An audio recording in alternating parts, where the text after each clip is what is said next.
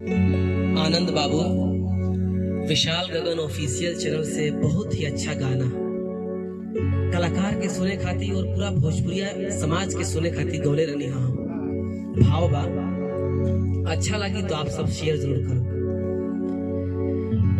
बिरहन बनैला बलम परदेस जाके बिरहन बनैला बलम परदेस जाके भेजला न पतिया जाके रोवते रोवते अखिया थाके भेजला न पतिया जाके रोवते रोवते अखिया थाके रोवते रोवते अखिया थाके हाय बिरहन बनैला बलम परदेस जाके।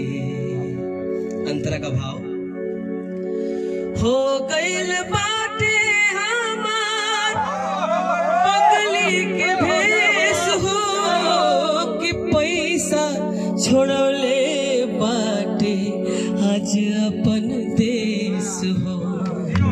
औरत के दर्द देखी भाव देखी कहत या का हो गइल बाटे हमार पगली के भेष हो कि पैसा छोड़ले बाटे अपन देश हो अपन देश है लगता भूला गइल का सब दिन के पाके बिरहन बनैला बलम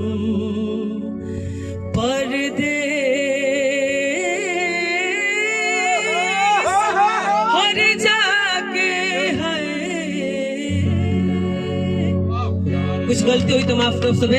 अच्छा लगी तो समस्त भोजपुरिया समाज एगो शेयर मारते सबे। जय हिंद, जय भारत, जय हो भोजपुरिया समाज।